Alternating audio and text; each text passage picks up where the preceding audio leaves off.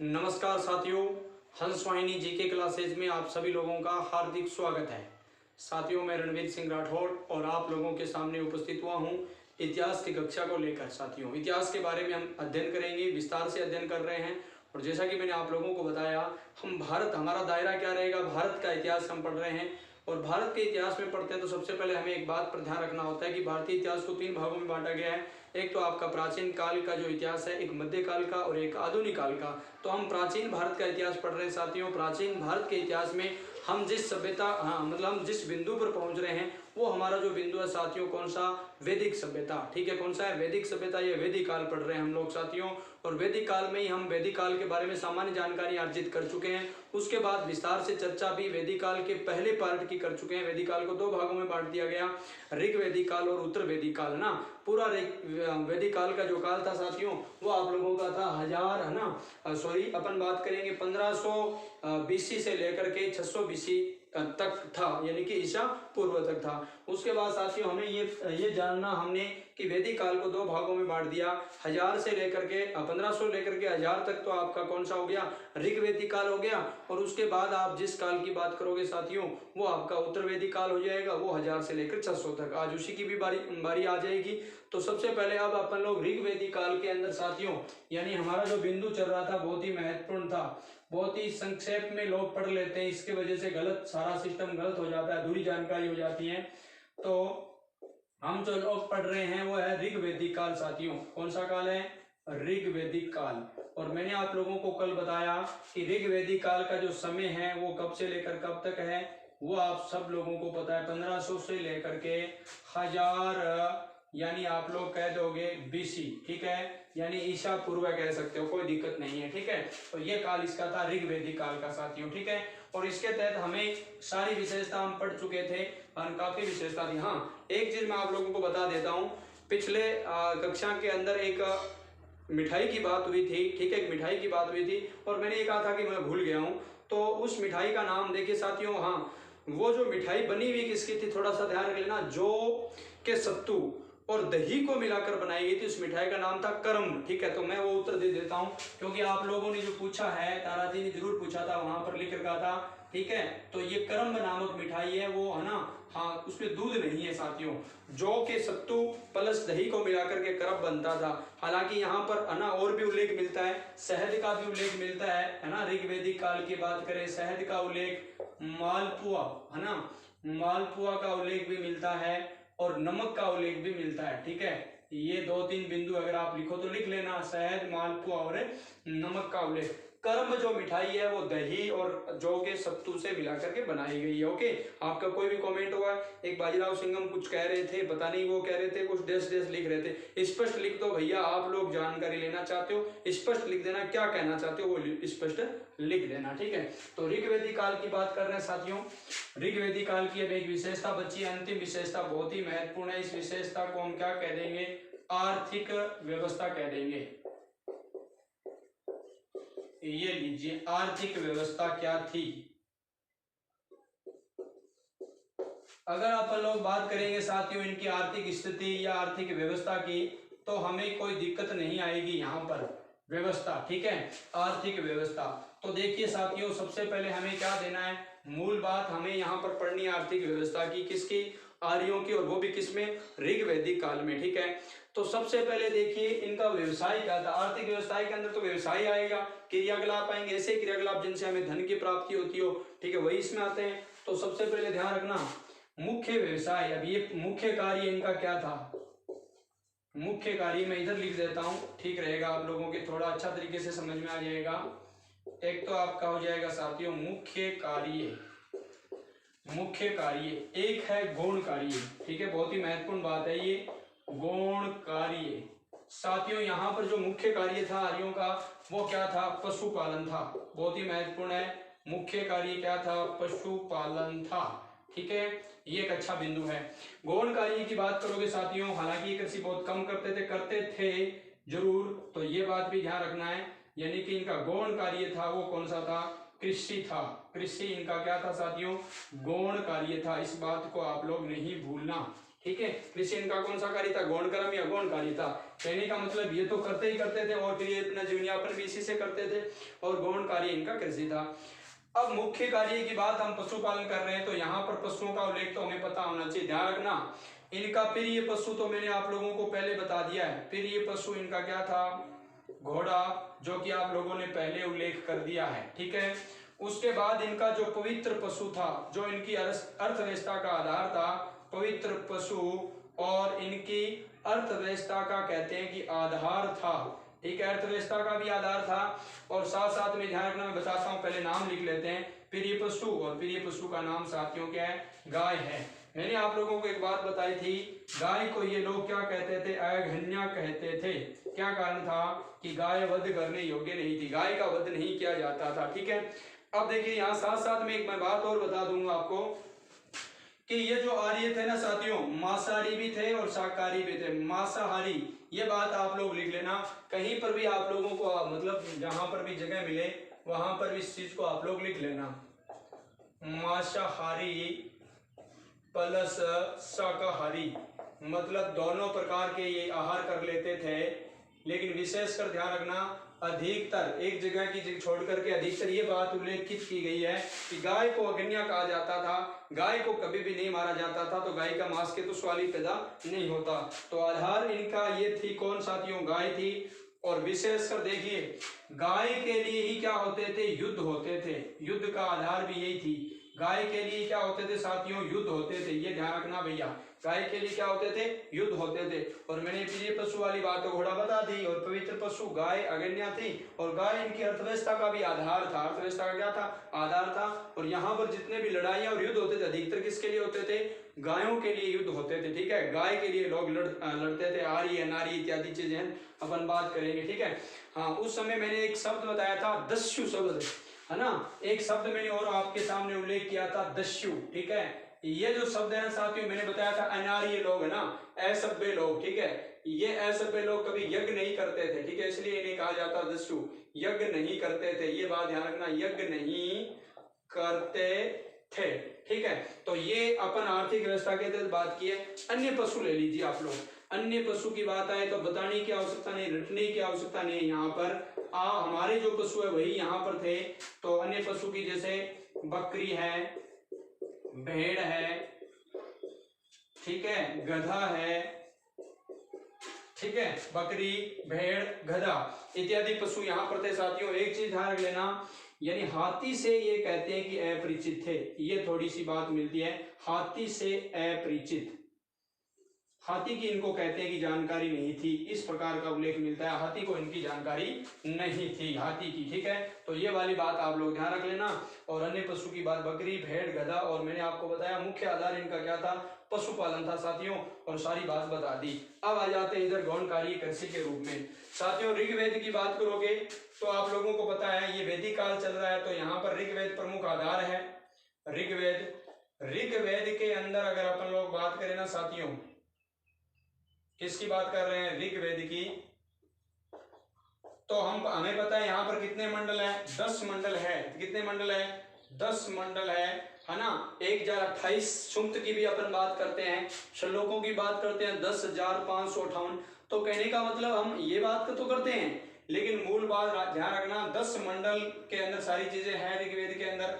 तो उसके अंदर सभी 10 मंडलों के अंदर जितने भी श्लोक है, उनके अंदर जितने भी सूक्त हैं, उनमें सिर्फ है ना, अगर बात करें ना किसकी, यानी कि कृषि की, कृषि कार्य की सिर्फ कहते हैं कि 24 जगह उल्लेख मिलता है। कितनी जगह, 24 श्लोकों के अंदर इनका वर्णन मिलता है, 24 श्लोकों के अंदर।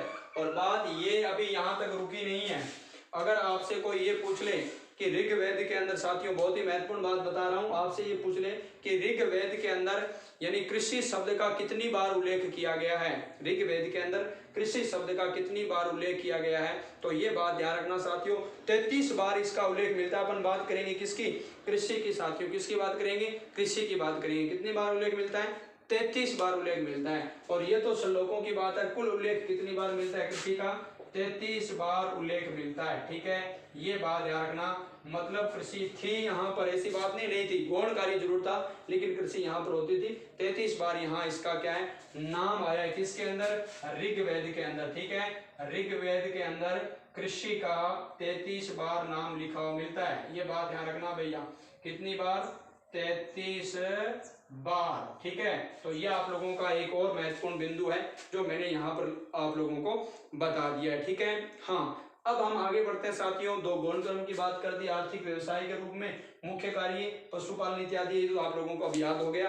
तो मैं फिर आगे ले चलता हूँ आप लोगों को अन्य बिंदु की ओर, आर्थिक व्यवस्था की ओर ही चल रहे हैं अभी। तो हम यहाँ पर गौण कार्य की बात हमने कर ली है।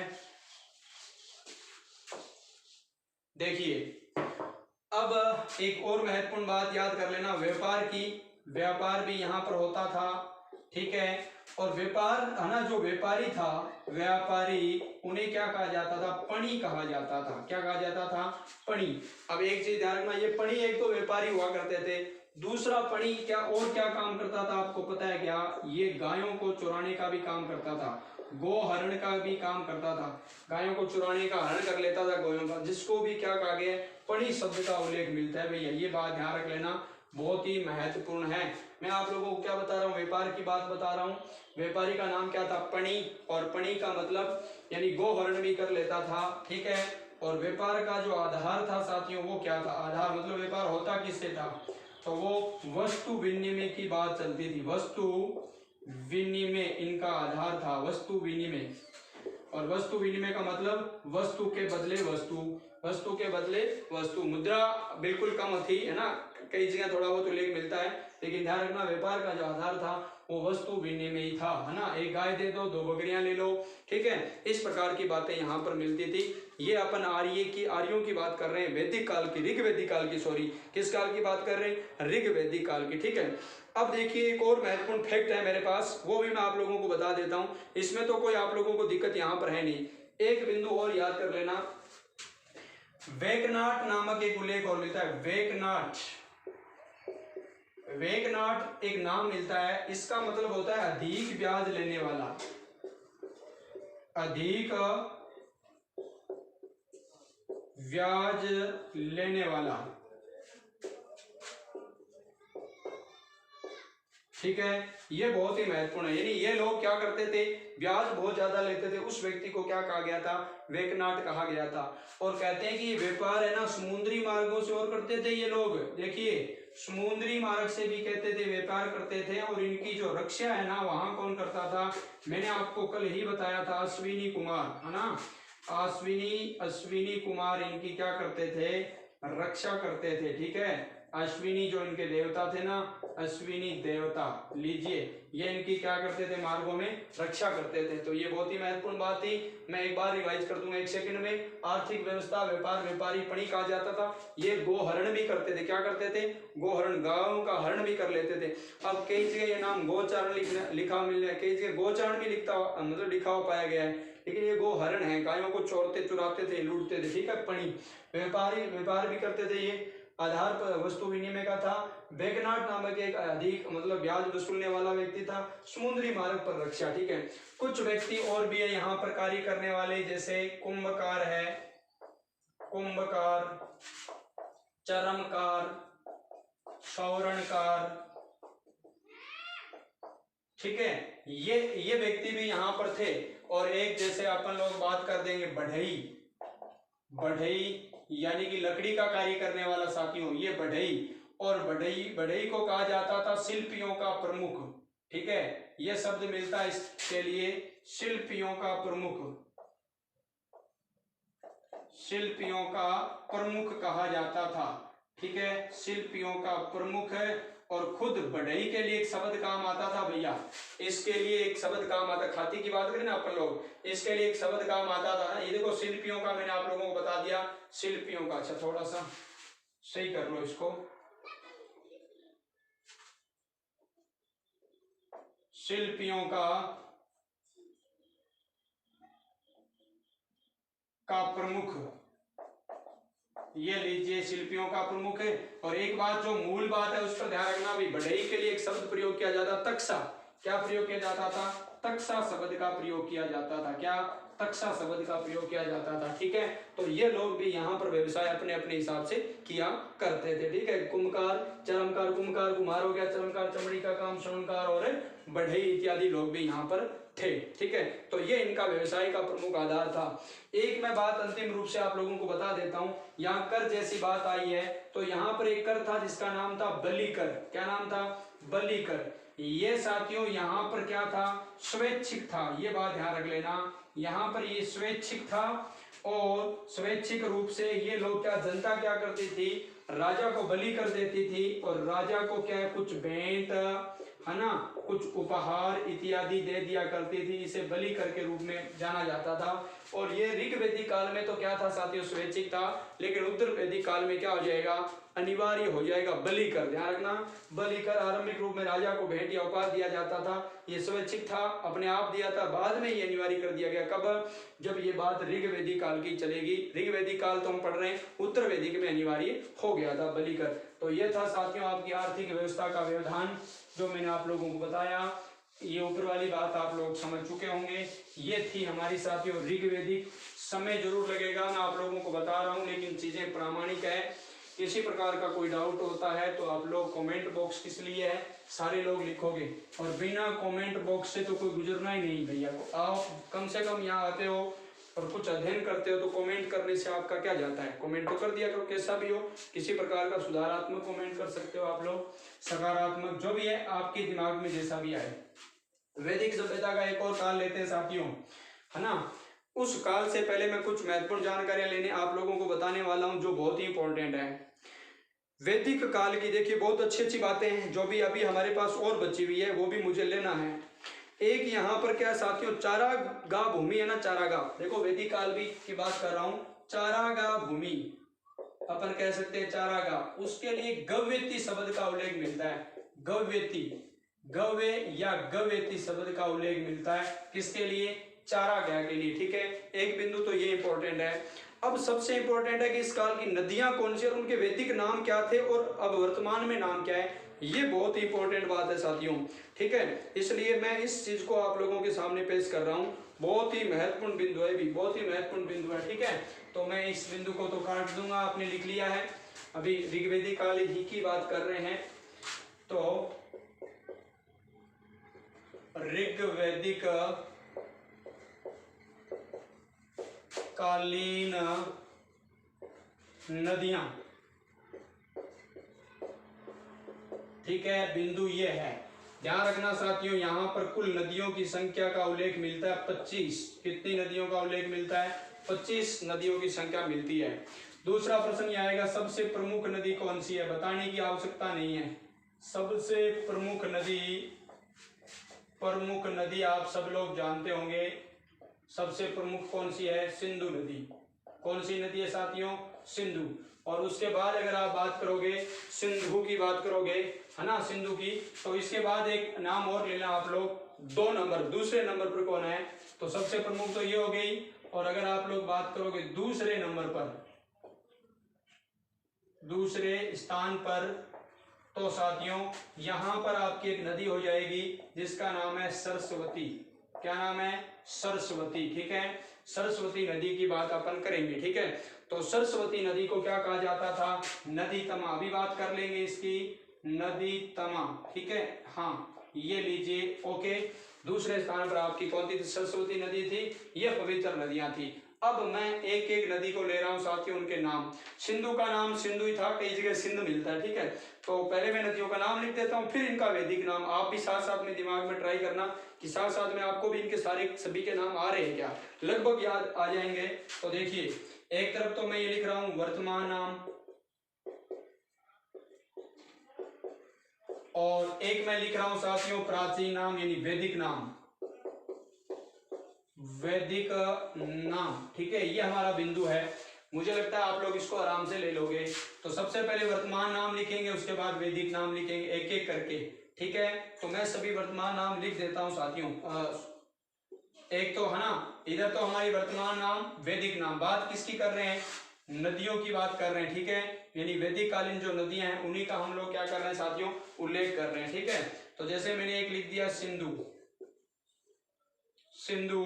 अगर हम बात करेंगे साथियों सिंधु की, तो सिंधु ही है।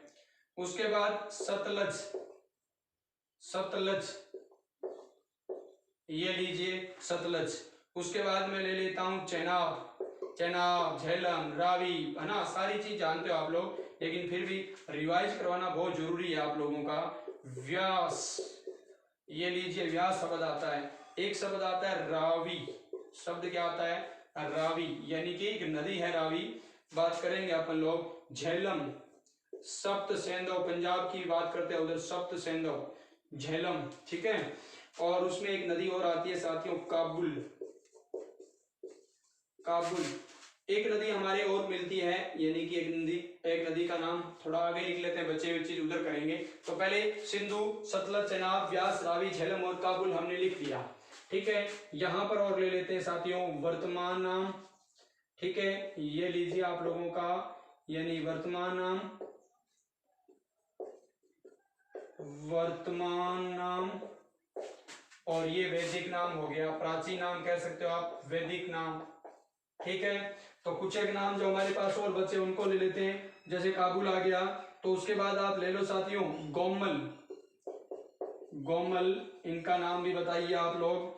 घग्घर एक तरीके का आप लोगों को आता है तो आप दिमाग में सोच लीजिए, और जैसे ही मैं बताऊंगा तो आप लोगों को समझ में आ जाएगा। घग्घर की बात कर लेंगे आप लोग। एक और आता है गंडक, ये लीजिए गंडक। कुर्रम, ये कुर्रम नदी भी है साथियों, कुर्रम। स्वात, स्वात। और उसके बाद है नदी तमा, नदी तमा। हाँ बहुत ही महत्वपूर्ण है साथियों, बहुत ही महत्वपूर्ण है, ठीक है। अभी इसका नाम ले लीजिए आप लोग सरस्वती, सरस्वती, ठीक है, सरस्वती, ओके। अब लीजिए इन सभी नामों का उत्तर क्या होगा, यानी अगर इनका सभी का उत्तर आप बता सकते हो, बहुत सरल है। सिंधु का तो सिंधु ही लिख देना, ठीक है। ये लो, कई जगह सिंध का उल्लेख मिलता है। सतलज का अर्थ देखिए सतुद्री, क्या हो जाएगा साथियों, सतुद्री, ठीक है, सतुद्री। बहुत अच्छा है, प्रश्न परीक्षाओं में बार बार पूछा जाता है भैया यहाँ से। चेनाब, अब चेनाब के बारे में बात करेंगे तो आपका उत्तर क्या आएगा, अस्कनी, अस्किनी, ये लीजिए अस्किनी, ठीक है। ये आपका चेनाब हो गया। व्यास का अर्थ क्या होगा साथियों, विपाशा, विपाशा वसु नहीं है, ये विपाशा नदी का नाम है, ठीक है। हाँ बॉलीवुड अभिनेत्री विपाशा वसु नहीं है, ठीक है। व्यास, विपाशा। रावी, रावी के बारे में हम चर्चा कर चुके हैं, एक युद्ध का उल्लेख किया था हमने, पुरुषणी, एक युद्ध का उल्लेख किया था, 10 राज्य युद्ध, है ना। ऋग्वेद के कौन से मंडल में साथियों, आप लोगों ने पढ़ा था, ऋग्वेद का 7वां मंडल, है ना, पढ़ा था ना, कोई दिक्कत नहीं है। झेलम की बात करोगे साथियों, तो झेलम के लिए एक शब्द काम आता है, वो क्या है, वित्सत्ता। हम देख लीजिए, बहुत ही महत्वपूर्ण बिंदु है भैया, वित्सत्ता, ये लीजिए वित्सत्ता, ठीक है। काबुल, काबुल शब्द का अर्थ क्या है, देखो कुंभा, यानी कि काबुल की जो नदी है, यानी कि अगर प्राचीन नाम की बात करें तो कुंभा नाम मिलता है, कुंभा, ठीक है। और इसी प्रकार साथियों गोमल, गोमल का प्राचीन नाम क्या है, हाँ सुन लीजिए, थोड़ा सा यहाँ पर भी देख लीजिए। अगर अपन लोग बात करें गोमती, थोड़ा सा इस नाम को चेंज कर लीजिए, है ना। काबुल ये अपना आधुनिक नाम है, ठीक है, थोड़ा सा मैं इसको चेंज कर रहा हूं, ये लीजिए गोमती, गोमती, ठीक है। गोमल, इतना सा थोड़ा सा आपको भी बदलाव करना पड़ेगा। गग्गर, गग्गर का सब लोग जानते हो, दृश्य दवंती, ये लीजिए दृश्य दवंती, ठीक है, दृश्य दवंती आपका नाम आ गया। इसी प्रकार साथियों गंडक की बात करोगे, प्राचीन नाम क्या था गंडक का, सदा नीरा, बहुत ही महत्वपूर्ण है भैया, सदा नीरा, यानी कि हर समय चलिए सदा नीरा गंडक नदी, देखिए बहुत ही महत्वपूर्ण है, कहानी मिलती है आर्यों का अंतिम वही, ये उनकी पूर्वी सीमा थी, उससे आगे आर्य नहीं थे, अनार्य लोग रहते थे, ठीक है। कुर्रम की बात करेंगे साथियों, तो एक छोटा सा शब्द आता है क्रुमु, ठीक है, ये कुर्मु शब्द आता है वैदिक काल में। स्वाद की बात करोगे साथियों, तो वहां पर है स्वास्तु, क्या नाम मिलता है, स्वास्तु। और लास्ट में सरस्वती की बात करोगे, तो मैंने आप लोगों को बताया है साथियों, सरस्वती नदी तमा क्या कहा जाती थी, सरस्वती नदी तमा कहा जाती थी, नदियों में सबसे उत्तम पवित्र, ये भी बताया जाता था। तो देखिए सारी मैंने नदियां बता दिए, एक बार इस कहानी को आप लोग रिवाइज कर ले साथियों, सिंधु, सिंधु, सतलज, सह से सतलज, सह से सतुद्री, चनाब अस्किनी, चनाब अस्किनी बहुत महत्वपूर्ण है, चनाब अस्किनी, ठीक है। हाँ, और उसके बाद साथियों बात करेंगे क्या, व्यास विपाशा, वैसे व्यास वैसे विपाशा, रावी, रह से रावी, रह से देखो ये रह आ रहा है, ये रह आ रहा है, मैच कर लो इनको आपस में, ठीक है। रावी प्रशुनी, और उसी के बाद प्रश्नी, और उसके बाद अगर अपन बात करोगे आप लोग साथियों झेलम की, तो झेलम क्या है, वित्सता, झेलम वित्सता, ठीक है, झेलम वित्सता। काबुल कुंभा, उसके बाद क्या होता है, गोमती गोमल, गग्गर दृश्यवंती, इनका नाम था दृश्यवंती, ठीक है। गंडक सदा नीरा कहा जाता था इन्हें, कुरम्ब कुरमु, ठीक है। और इसी प्रकार साथियों ये आता था स्वात स्वास्तु, और ये आपकी सरस्वती नदी तमा, ये प्रमुख नदियां थी, ठीक है। सबसे पवित्र मैंने सबसे महत्वपूर्ण बता दी, सिंधु बता दी, दूसरे स्थान पर सरस्वती का उल्लेख मिलता था नदी तमा के रूप में, सरस्वती विद्या की देवी के रूप में भी उल्लेख मिलता था। ये बात हुई अपनी साथियों किस विषय के रूप में, यानी वैदिककालीन नदियों के रूप में। अब एक और बिंदु आएगा जो सबसे महत्वपूर्ण है साथियों, ठीक है, आपने लिख लिया है। अगर आप लोग नहीं लिख पाए हो तो वीडियो को रोक करके थोड़ा सा आप लोग लिख लेना। वैदिककालीन कुल 25 नदियां थी, उनमें हमने महत्वपूर्ण नदियां जहां से भी प्रश्न आते हैं उसको हमने साथियों कवर करने की पूरी कोशिश की है। एक और बिंदु आता है यहाँ पर, वो भी देखने योग्य है और सोचने योग्य है। वो क्या है, ऋग्वेद के अंदर अलग अलग चीजों के नामों का क्या किया गया साथियों, उल्लेख किया गया, ठीक है। एक छोटा सा बिंदु मैं आप लोगों को अलग से बता देता हूं। यहाँ पर काले प्लस लाल मृदभांड पाए गए हैं, आप लोगों को ये भी ध्यान रख लेना, काले प्लस लाल मृदभांड। धूसर मृदभांड तो थे ही थे, वो बात तो हमने पहले ही कर ली थी। धूसर मृदभांड उसका उल्लेख तो हमने कई जगह पर किया था। इसका अधिकतर धूसर मृदभांड का अवशेष उत्तर वैदिक काल में पाया जाता है, तो अपन लोग बात करते हैं। नया बिंदु जो मैं बता रहा हूं उसको आप सुन लीजिए, ठीक है, उसको आप सुन लीजिए। यहां पर स्त्री धन को कहा जाता था वहतु, क्या कहा जाता था, वहतु, ठीक है। स्त्री धन को क्या कहा जाता था, वहतु कहा जाता था, वहतु, ठीक है। इसमें कोई दिक्कत नहीं है, लेकिन अभी जो मैं मूल बात बताना चाह रहा हूं वो तो बाकी है। हमारे पास एक वेद है और उस वेद का नाम क्या है, ऋग्वेद। क्या नाम है साथियों, ऋग्वेद, ठीक है, ऋग्वेद। लीजिए ऋग्वेद की बात हो गई। बात हम कर रहे हैं साथियों ऋग्वेद के अंदर अलग अलग चीजों का अलग अलग नाम है, किसका कितना नाम है, संख्या आ रही है ऋग्वेद में। नामोल्लेख, नामोल्लेख,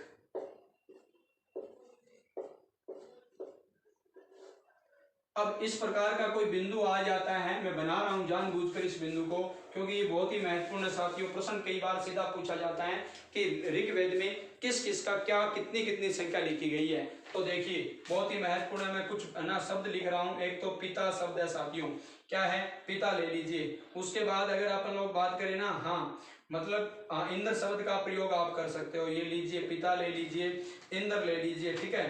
हाँ हालांकि इंद्र से पहले जन, ज्यादा संख्या जन की है तो जन ले सकते हो आप लोग, ये लीजिए जन ले लो, ठीक है। इंद्र, कुछ नाम लिख रहा हूं मैं, और फिर आप लोगों को लगभग तो पीछे मैं बता के ही आ चुका हूं, लगभग तो मैं पीछे बता के आ चुका हूं। ये तो विशेषता रहेगी अपनी, क्योंकि हम एक चीज को एक जगह नहीं पढ़ते, बार बार उसको रिवाइज कर लेने से क्या हो जाता है, मामला तैयार हो जाता है। एक विश्व का उल्लेख मिलता है साथियों, विश्व, विदथ,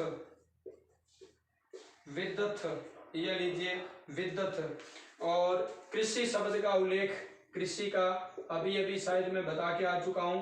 कृषि शब्द के बारे में मैंने आप लोगों के सामने चर्चा कर ली है साथियों, 33 बार बताया था मैंने आपको, तो कोई दिक्कत नहीं है। उसके बाद आप साथियों मनु शब्द का उल्लेख, मनु जो कि प्रथम व्यक्ति था हमारा मानव में, उसका उल्लेख मिलता है। एक वरुण का उल्लेख मिलता है, ठीक है, हाँ एक वरुण का उल्लेख मिलता है साथियों, है ना। 2-3 बिंदु हो रहे हैं, एक तो है शूद्र, शूद्र, एक है वैश्य, क्या, वैश्य, और एक शब्द याद रखना राजा, राजा, और एक शब्द और याद रखना गंगा नदी, गंगा नदी, ये लीजिए, ठीक है। अब इनको याद करने के लिए मैं आपको बहुत अच्छी अच्छी चीज बताऊंगा, याद रह जाएगा, ठीक है, बहुत अच्छी अच्छी चीज है ना। ये तो और भी सरल है और इससे सरल ही है। सबसे पहले ध्यान रखना साथियों, पिता की बात करेंगे ना, पिता सबसे ज्यादा यहाँ पर उल्लेख है 335 बार। कितनी बार साथियों, 335 बार, याद रह जाएगा क्या, 335 बार। जन शब्द का उल्लेख मैंने आपको पहले ही बताया था 275, आपको याद आ गया होगा। जन शब्द का उल्लेख कितनी बार? 275 बार। ठीक है, कितनी बार साथियों? 275 बार। ठीक है, बहुत ही सरल संख्या याद रह जाएगी 275 बार। हालांकि मैं पीछे भी बता के आ चुका हूँ। इंद्र का पूरा कितना? 250। इंद्र का कितनी बार? 250। अग्नि का कितनी बार साथियों? 300। गाय की बात करेंगे साथियों, ध्यान रखना 176 बार गाय का आना उल्लेख मिलता है। ये बहुत ही महत्वपूर्ण है भैया। बात किसकी कर रहे हैं? गाय की। तो गाय का उल्लेख कितनी बार मिलता है? 176 बार की वेदों में। ठीक है, हाँ, वेद में 176 बार। विश्व शब्द का उल्लेख मिलता है कितनी बार साथियों? 170 बार। कितनी बार साथियों? 170 बार। ये प्रश्न आते हैं भैया परीक्षाओं में। ठीक है, कि किसका कितनी बार उल्लेख मिलता है, किसका कितनी बार नहीं है, तो आपको उत्तर देना होता है। विद्युत के उल्लेख की बात करेंगे साथियों, 122। विद्युत क्या मिलता है? 122 मिलता है। और उसके बाद देखिए इन तीनों को एक साथ याद कर लीजिए। इन तीनों को एक साथ, कृषि का 33 बार, मनु का 31 बार और वरुण का 30 बार। 33, 31, 30 घटते हुए क्रम में है, बीच में संख्या छोड़ देना, कोई बात नहीं है। ठीक है, एक 32 को। ठीक है, तो 33 कृषि और मनु का कितनी बार? 31 बार और वरुण का कितनी बार? 30 बार। ठीक है, शूद्र, ध्यान देना भैया, शूद्र, वैश्य, राजा और गंगा, इन सभी का केवल एक बार ही उल्लेख मिलता है। कितनी बार?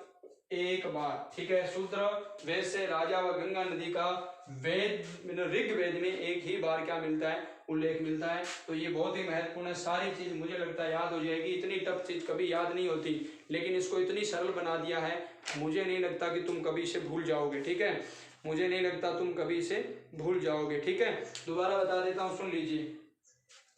पिता शब्द 335 बार। कितनी बार? 335। उसके बाद जन 275। जन वही है ना, जन तो वही है, जन विश्व है ना। सबसे पहले हमने इनकी छोटी का ही बात की थी, कौन सी? परिवार या कुल की, कुल्लप उसका था, वो था। फिर हमने बात की ग्रामणी, फिर हमने बात की विश्व और फिर हमने बात की जन। तो एक तो वो बिंदु है। तो ये जो जन है 275 बार। इंद्र शब्द का उल्लेख कितनी बार? 250 बार। अग्नि शब्द 300 बार उल्लेख हुआ। अग्नि कितनी बार? 300, जो कि यज्ञ देवता थे। मैंने बताया ना, मनुष्य और देवताओं के बीच की कड़ी का काम करते थे, है ना। जन इनकी, है ना, मैंने आपको बता दिया, ग्राम की इकाई थी प्रमुख प्रशासन की, और ये पिता हो ही गया। ठीक है, और 335 बार। अग्नि की बात करोगे साथियों तो ये कितनी बार है? 300 बार हो गया। इंद्र 250 बार। इंद्र 250 युद्ध का इनका देवता था। पुरंदर यानी कि क्या करता था? किलो बढ़ाने वाला था। गाय शब्द कितनी बार है? 176 बार। कितनी बार? 176 बार गाय का क्या मिलता है? ऋग्वेद में उल्लेख मिलता है। विश्व शब्द 117 बार। विश्व वही इनकी इकाई प्रशासन की, तो 170 बार। विद्युत इनकी एक क्या है साथियों? संस्था है, जिसका उल्लेख कितनी बार मिलता है? 122 बार। देखो विद्युत बै तो 122, इसको मत जोड़ना। विश्व 170 बार, ये 122 है। कृषि, मनु और वरुण तीनों के एक साथ याद करो। कृषि, मनु और वरुण 33, 31, 30। ठीक है, तो मनु का भी 31 बार उल्लेख मिलता है। मनु इनका क्या है? प्रारंभिक साथियों, मैंने आपको बताया हमारा प्रारंभिक ये क्या है ना, व्यक्ति है। मनु पहला ही व्यक्ति, इसके बाद हम अस्तित्व में आए थे। और शूद्र, वैश्य, राजा और गंगा नदी का केवल क्या मिलता है? एक ही बार उल्लेख मिलता है। ये इंपॉर्टेंट बात थी, जो कि बहुत ही साथियों महत्वपूर्ण थी, और मुझे लगता है आप लोगों को किसी प्रकार की कोई दिक्कत नहीं है, याद हो जाएगी साथियों। ठीक है, तो ये इंपॉर्टेंट बातें थी, मैंने साथियों आप लोगों को बताई। ऋग्वेद दिनकालीन, ठीक है, जो कि बहुत ही इंपॉर्टेंट है। समय काफी लग रहा है, थोड़ा सा मैं देख लेता हूँ इस कक्षा का कितने समय हुआ है ना, 33 मिनट। अच्छा, काफी कम समय हुआ है अभी तक, थोड़ा और ले लेते हैं अपन लोग। ठीक है, हाँ, तो देखिए कोई विद्युत का मतलब कोई समस्या भी नहीं है, सारा काम ठीक हो रहा है। तो काले लाल मृत बाण, धूसर मृत बाण, स्त्री धन को वहतु कहा जाता था। ऋग्वेद में नामोल्लेख यानी किस किसका कितनी नामोल्लेख संख्या बात पूछी जाती है। पिता, ये सारी बात आप लोगों को मैंने रिवाइज कर दी, तो इसको यहीं पर याद कर लेना, जोड़े में याद कर लेना। ये तो मैंने इधर वाला तो याद हो गया, अब इसको याद करोगे ना, तो पिता को तो ना अलग याद करो।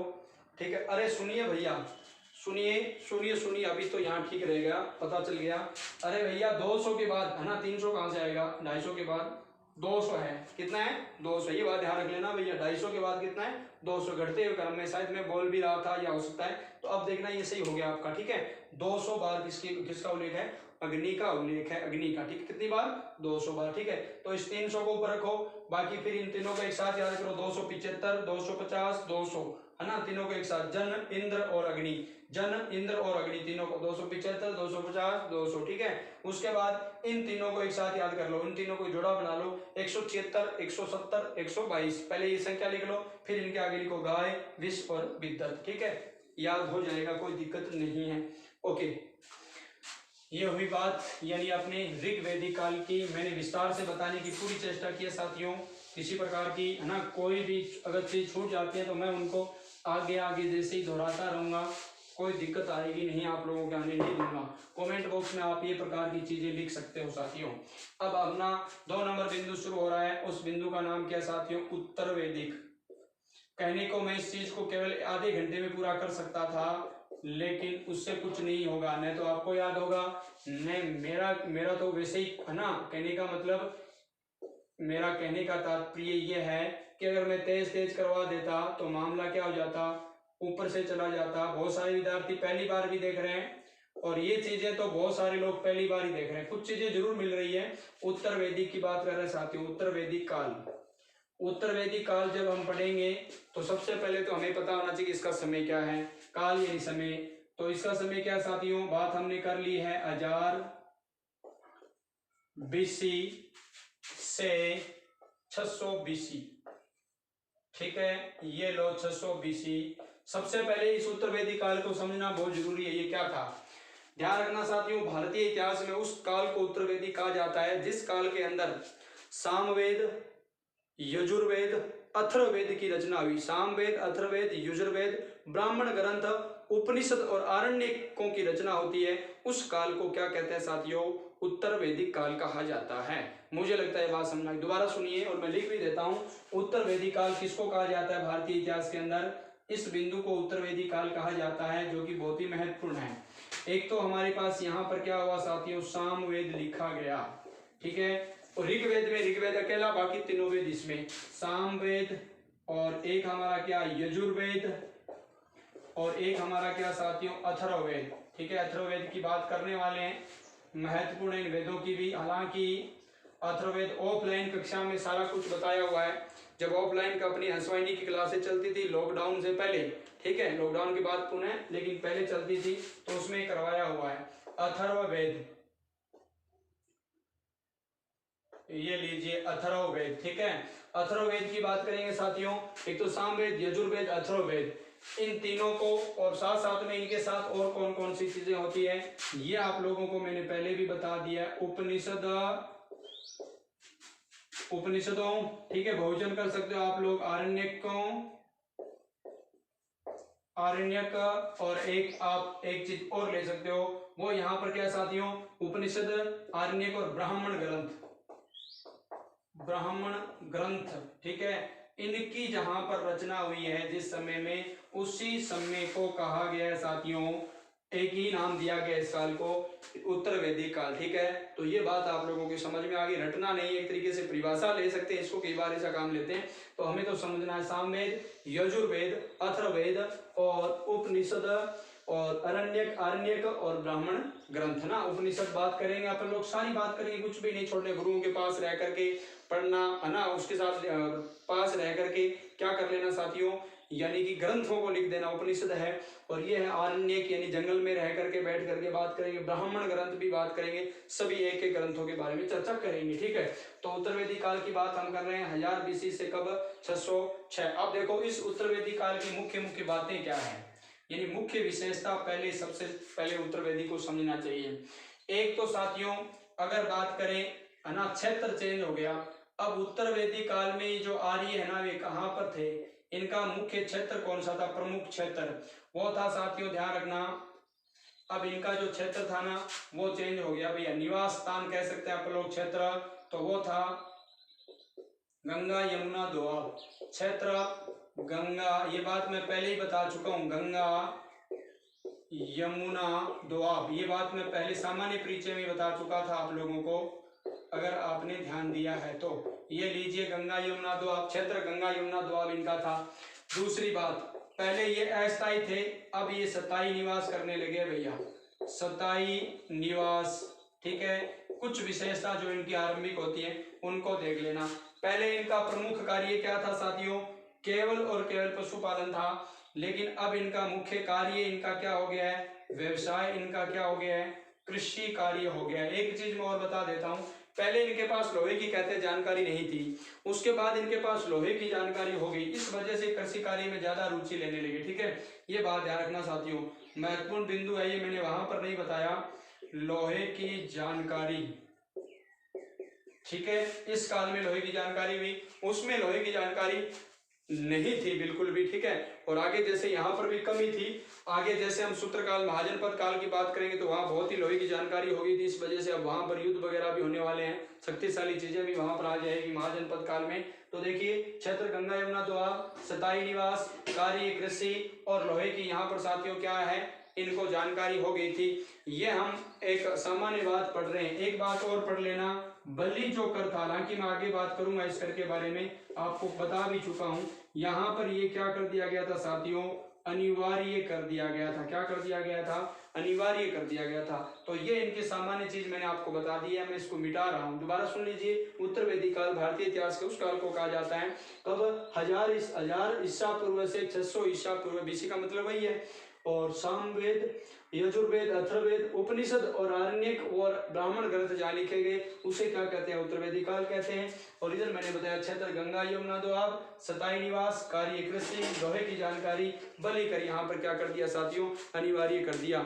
ये कुछ महत्वपूर्ण इंपॉर्टेंट बिंदु जो मैंने आप लोगों को बताए हैं, मुझे लगता है यहाँ पर आप लोगों को किसी प्रकार की कोई दिक्कत आएगी नहीं। ठीक है, एक चीज मैं और बता देता हूँ, जिस स्थान पर, सुन लीजिए, जिस स्थान पर आर्य रहे यहाँ पर, यानी इनका आप क्षेत्र कह सकते हैं, यानी निवास कह सकते हैं। ठीक है, जहां पर ये आकर रहे, स्थायी अब रहने लगे थे, पहले ये कबीलों में रहते थे, अब ये है ना एक तरीके से सामाजिक ढांचा इनका और सुधर गया था। ठीक है, अब निवास स्थायी रहने लगे थे, तो इनके गांव बड़े बड़े गांव हो गए थे। जो छोटे छोटे जन थे, छोटे छोटे जो जन थे ना, वो बड़े जन है ना, जन बन बन करके बड़े जन हो गए थे। ठीक है, जैसे हम बात करेंगे साथियों, यहाँ पर कुरु व पांचाल जैसे जन अस्तित्व में आ गए थे। ठीक है, तो क्षेत्र गंगा यमुना दोआब, निवास क्षेत्र दोआब, इस क्षेत्र को कहा जाता था साथियों, ध्यान रखना, आर्याव्रत। ठीक है, इनका जो निवास क्षेत्र था ना, ये क्या कहलाता था, आर्याव्रत। ठीक है, बहुत ही महत्वपूर्ण प्रश्न है ये, आर्याव्रत। ठीक है, आर्यावृत बहुत ही महत्वपूर्ण है। आर्याव्रत की ये भूमि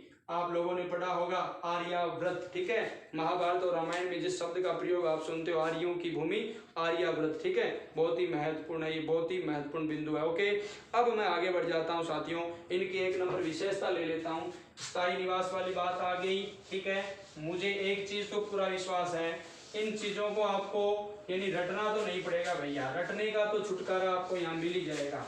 ठीक है, यहाँ रटने का छुटकारा तो 100% मान के चलो, रटने की आवश्यकता नहीं है। मुझे लगता है मेरी मेहनत आप लोगों को सबसे ज्यादा फायदेमंद, आपके ही ये मेहनत सबसे ज्यादा फायदा आपकी करती है। ठीक है, हाँ, तो ले लीजिए, सबसे पहले हम शुरू कर देते हैं साथियों, अपन बात कर रहे हैं किसकी, यानी कि ऋग वैदिक काल की। तो जिस प्रकार ऋग वैदिक काल की हमने बात कर चुके हैं, ऋग वैदिक काल को भी हमने 4 भागों में बांट लिया था, उस काल की मतलब विशेषता पढ़ी थी। तो उसमें हमने सबसे पहले सामाजिक, राजनीतिक, आर्थिक और धार्मिक इत्यादि पढ़ ली थी। तो इसी को फिर हम उसी प्रकार से बांटते हैं, किसी रूप में, राजनीतिक। सबसे पहले 1 नंबर बिंदु ले लेते हैं। 1 नंबर जो विशेषता है हमारी, ये लीजिए 1 नंबर विशेषता है, और वो कौन सी है, राजनीतिक विशेषता।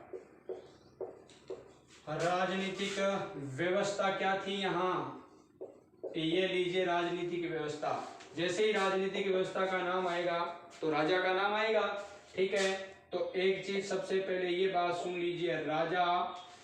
अब यहाँ पर जो राजा था ना, वो थोड़ा स्वतंत्र हो गया था, थोड़ा शक्तिशाली हो गया था राजा, थोड़ा सा निर्कुश भी हो गया था, हालांकि उसके ऊपर नियंत्रण भी था, लेकिन राजा अब यहाँ पर थोड़ा सा क्या हो गया था साथियों, एक बात तो ये सुन लेना भैया, वहां पर राजा का चुनाव किया जाता था, राजा क्या था, अस्थायी था।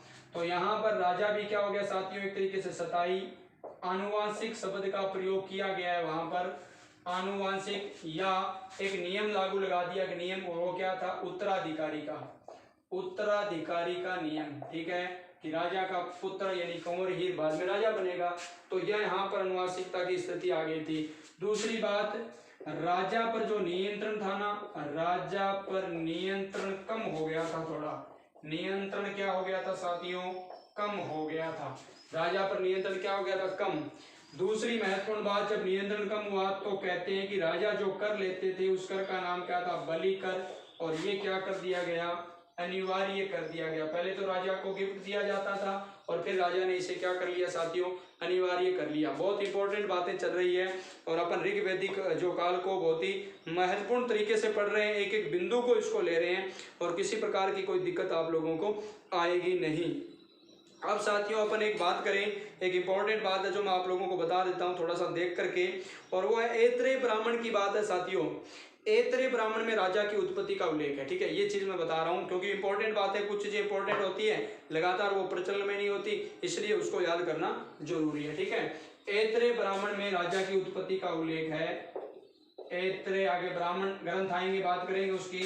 तो ऐत्रेय ब्राह्मण में राजा की उत्पत्ति का उल्लेख है। और राजा की उत्पत्ति, एक कहानी बताई गई है कि एक बार देवता और राक्षस दोनों आपस में लड़ने लगे थे, लड़ाई हुई थी इनकी, और फिर क्या हुआ, लड़ाई में राक्षस, देवता हार गए थे, राक्षस जीत गए थे। तो फिर देवता ने सोचा कि हम क्यों हार गए थे, तो फिर उन्होंने, कहते हैं कि उन्होंने सोचा कि हम हार इसलिए गए कि हमारा कोई नेतृत्व करता नहीं है, तो इसलिए कहते हैं कि उन्होंने इंद्र को राजा बनाया। और उस समय तो वो इंद्र को राजा बनाया और बाद में इंद्र राजा के नाम से रूढ़ हो गया, तो बाद में जो भी उस स्थान पर आया वो क्या कहलाया, इंद्र कहलाया, ठीक है। तो ये बात ध्यान रखना। उसी प्रकार, ठीक है, जो ये शब्द मैंने आप लोगों को बताया है ना, जो महत्वपूर्ण बात है, राजा यहाँ पर उपाधियां भी धारण करने लगा था साथियों। राजा यहाँ पर क्या हो गया था, उपाधियां भी धारण करने लगा था, जैसे राजा धीराज, ठीक है। यहाँ पर कुछ उपाधियों का उल्लेख, राजा की उपाधियों का उल्लेख भी यहाँ पर मिलने लगा था। जैसे क्या बताया मैंने, राजा धीराज, ठीक है, जो कि बहुत ही महत्वपूर्ण बिंदु है। इसी प्रकार आप लोग ध्यान रख सकते हो, सम्राट शब्द का उल्लेख भी मिलता है। सम्राट, ठीक है, राजा के लिए शब्द का प्रयोग किया जाता था, कौन सा, सम्राट, ठीक है। तो राजाधिराज, सम्राट इत्यादि उपाधियों को क्या करने लगा था, धारण करने लगा था, कौन, राजा, क्योंकि थोड़ा सा ये है ना बड़ा हुआ था। अब एक चीज ध्यान रख लेना साथियों, अगर अपन इस क्षेत्रों की बात करें, यहाँ पर कुछ जनपद है, तो मैंने आप लोगों को बताया था दो जन महत्वपूर्ण थे। जन और जन आपस में मिल गए थे, मतलब बड़े हो गए थे, दो जन मिले थे। तो एक यहाँ पर ध्यान रखना कुरु और एक पांचाल, दो जन याद रखना, जो कि बहुत इंपॉर्टेंट बात है भैया इसी की, ठीक है। हाँ, एक और महत्वपूर्ण बात मैं बता देता हूँ आपको, जो आप लोगों के लिए सबसे जरूरी है। सबसे जरूरी क्या है, वो है, अभी मैंने बताया कि राजा आनुवंशिक उत्तराधिकारी हो गया था, राजा पर नियंत्रण कम हुआ था, पूरी तरह नहीं हटा था, राजा पर नियंत्रण क्या होता, कम हुआ था। तो राजा के ऊपर नियंत्रण कौन करती थी, वही संस्था जो आप लोग जानते हो गया, उस संस्था का नाम क्या था। दो संस्था यहाँ पर है, एक तो सभा व समिति यहाँ करती थी, सभा एवं समिति, वहां पर तो केवल एक थी, यहाँ पर दोनों।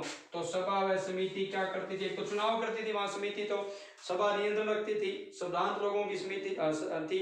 तो सभा व समिति क्या करती थी साथियों, इनके ऊपर नियंत्रण रखती थी। बहुत अच्छी बात है, वेरी वेरी इंपॉर्टेंट, इस मंडे एग्जाम की दृष्टि से बहुत ही इंपॉर्टेंट पॉइंट है साथियों, मैं आप लोगों को बता रहा हूँ। सभा व समिति का उल्लेख अथर्ववेद में किया गया है, दो प्रजापति की दो पुत्रियों के रूप में। बार बार ये प्रश्न परीक्षाओं का पार्ट बन जाता है। सभा व समिति को, इन दोनों को किस वेद की बात कर रहे हैं, अथर्ववेद में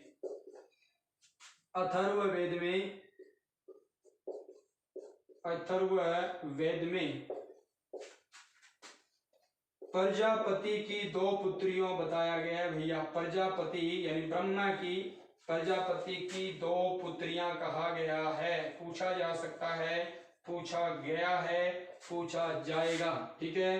तो अथर्ववेद में क्या लिखा गया है, सभा व समिति को, अथर्ववेद में प्रजापति की दो पुत्रियां बताई गई, सभा व समिति को, जो राजा के ऊपर नियंत्रण रखती थी। और ये सारी बातें हम राजा से संबंधित ले रहे हैं, ठीक है, राजा से संबंधित ले रहे हैं। अब मैंने आप लोगों को बताया कि यहाँ पर दो जन का उल्लेख है, एक जन का नाम है कुरु, एक जन का मैंने आपको बता दिया पांचाल, ठीक है। दोनों जनों की बात करेंगे।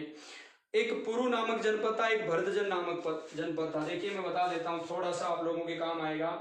अगर हम एक नंबर में बात करूं साथियों यहाँ पर, तो सबसे पहले अपन बात करेंगे कुरु की, किसकी, कुरु की। ये जो कुरु है ना साथियों, ये जो कुरु है, थोड़ा सा मैं नीचे लिख देता हूं इसको, ये लीजिए कुरु, ठीक है। कुरु की बात करेंगे हम लोग, हमें पता है, हम जानते हैं कुरु वंश को, महाभारत में अच्छी तरह से जानते हैं, वही था।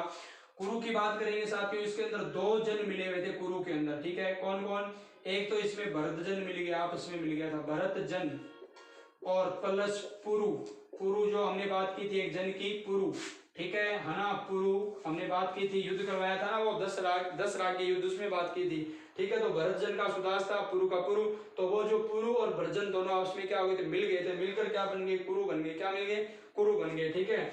और इनकी राजधानी आपसे कोई पूछे तो आप बता दोगे आराम से, हस्तिनापुर थी भैया, हस्तिनापुर थी, हस्तिनापुर, ठीक है, इनकी राजधानी थी।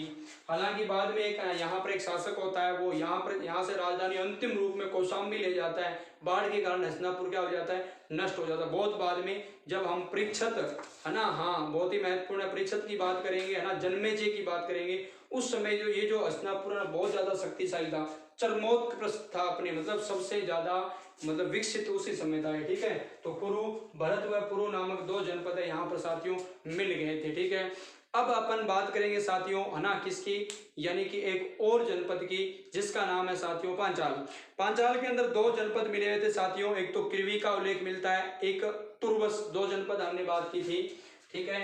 ये लीजिए, एक तो यहाँ पर ये पांचाल है, पांचाल, और यहाँ पर दो जन मिले हुए थे, और दो जन कौन कौन से साथियों, एक तो मैंने आप लोगों को बताया कृवि का उल्लेख मिलता है, एक यहाँ पर जो मिलता है तुर्वस, क्या मिलता है, तुर्वस, ठीक है। तो ये दोनों जो जनपद है, ये दोनों मिलकर के किसका निर्माण हो जा गया, पांचाल का हो गया, इसमें मिल गए। और फिर इस पांचाल की राजधानी तो आप जानते हो कामपिल्य, अगर आपने महाभारत देखी है तो आपको कोई दिक्कत नहीं आ रही, यहाँ पर कामपिल्य, ठीक है, महाभारत कामपिल्य, पांचाल, यानी द्रौपदी का जो क्षेत्र था पांचाल, द्रौपदी का पांचाली आप लोगों को याद होगा, द्रौपद वहां का राजा था, शिखंडी, धृष्टद्युम्न इत्यादि लोग वहां से थे, ठीक है। तो ये लो पांचाल, कृवि, तुर्वस, कामपिल्य, इसकी क्या थी साथियों, राजधानी थी, कामपिल्य यहाँ की क्या थी, राजधानी थी। एक पांचाल के राजा का उल्लेख मिलता है, वो भी याद रखना, प्रवाहन जेवाली या जाबाली, प्रवाहन जाबाली या जेवाली, ये याद रख लेना। इसका एक राजा का उल्लेख मिलता है, प्रवाहन जेवाली या जावाली, दोनों में से कोई भी नाम मिल जाए आप लोगों को तो लिख देना। तो ये एक पांचाल के राजा का उल्लेख मिलता है। कुरु के राजा का तो उल्लेख आप जानते हो, महाभारत पूरी की पूरी कुरु वंश की देन है, और उसके जन्मेजय और उससे पहले परीक्षित पांडवों का, जब आप लोग जानते होंगे वो परीक्षित कौन था, अच्छी तरह से जानते होंगे आप लोग, अभिमन्यु का पुत्र है ना परीक्षित, तो वही साथियों वही परीक्षित था, जो आप लोगों को पता होगा, सुभद्रा का पुत्र, सॉरी अभिमन्यु व उत्तरा का पुत्र, ठीक है, हाँ सुभद्रा तो उनकी अभिमन्यु की माता थी। तो ये थोड़ा सा बहुत ही महत्वपूर्ण बात है, थोड़ा याद रख लेना, कामपिल्य व हस्तिनापुर, ये इनकी आरंभिक जो बात मैंने बताई, कुरु व पांचाल नामक दो क्या साथियों, पहले तो ये जन थे अलग अलग, और अब क्या बन गए, जन को मिलाकर बड़े जन ही बने, अभी महाजनपद नहीं बने, जनपद थे एक तरीके से, है ना, इनको जनपद भी कहा जाता था, लेकिन आगे बनेंगे महाजनपद, जनपदों से जनपद, फिर क्या बन जाते हैं, महाजनपद बन जाएंगे, ठीक है। इनका उल्लेख भी हम लोग यहाँ पर करने वाले हैं। तो दो बातें मैंने आपको बता दी साथियों। बलिकर याद रखना, एक चीज बलिकर वाला पूछ ले तो आय का 16वां भाग लिया जाता था बलिकर में, कहाँ पर लिखा था हमने उसको ले लेना, कहाँ पर, यहाँ पर लिख देना, आय का कौन सा भाग, आय का 16वां भाग, आय का 16वां भाग कौन सा कर था, बलिकर के रूप में वसूल किया जाने लगा था। ये किस काल की बात कर रहे हैं साथियों, ये हम बात कर रहे हैं उत्तर वैदिक काल की, किसकी काल की बात कर रहे हैं, उत्तर वैदिक काल की, ठीक है।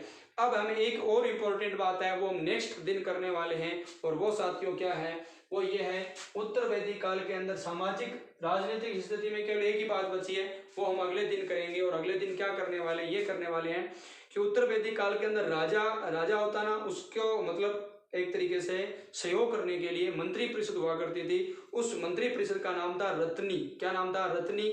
और उस रत्नी के अंदर रत्नीन हुआ करते थे, कुल 12 रत्नियों का उल्लेख मिलता है, कुल कितने रत्नियों का उल्लेख मिलता है, 12 रत्न का उल्लेख मिलता है। महिषी से लेकर के साथियों अपन बात करेंगे ना, सूत तक अलग अलग है, तो उन सभी की बात करने वाले हैं। प्रतिहार जैसे शब्दों का उल्लेख मिलेगा, सेनाध्यक्ष इत्यादि सारी अपन लोग बात करेंगे, ठीक है। तो मैं एक बार इस चीज को रिवाइज करूंगा, फिर कक्षा की समाप्ति करूंगा साथियों।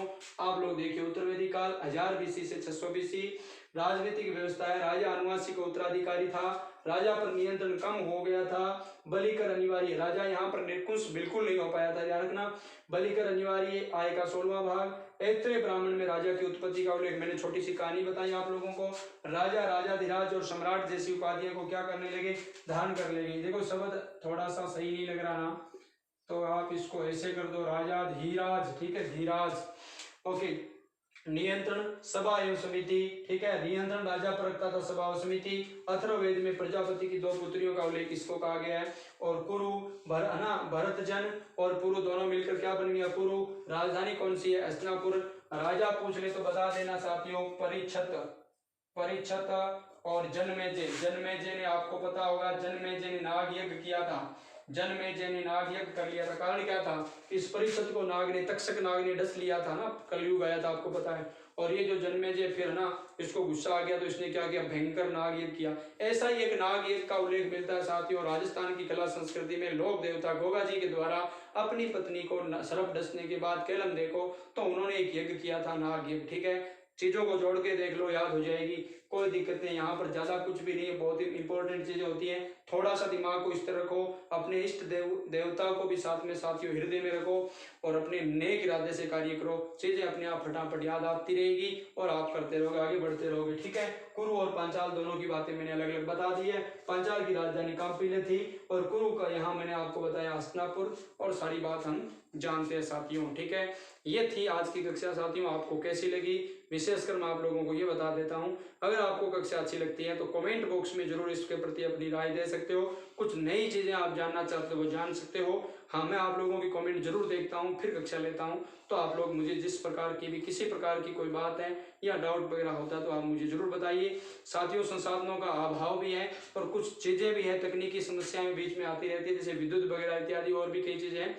तो फिर भी आप लोगों को मुझे लगता है पर्याप्त रूप में दिखाई तो दे रहा है। अब बाकी बहुत ज्यादा सुंदर दिखाई देना, हमें सुंदरता से नहीं, हमें इन चीजों की गुणों को क्या कर लेना साथियों, ग्रहण कर लेना है। अब मैं आप लोगों से इजाजत चाहूंगा साथियों जाने की। सभी को एक बार पुनः सभी को राम राम, सभी को नमस्कार। अब तक आपने कक्षा को देखा, धन्यवाद साथियों। ये हंस वाहिनी जीके क्लासेस का नया चैनल है, इसको ग्रो करने के लिए आप इसको सब्सक्राइबर इत्यादि अपने साथियों को कह सकते हो कि आप इस प्रकार की कक्षा इसमें लो साथियों।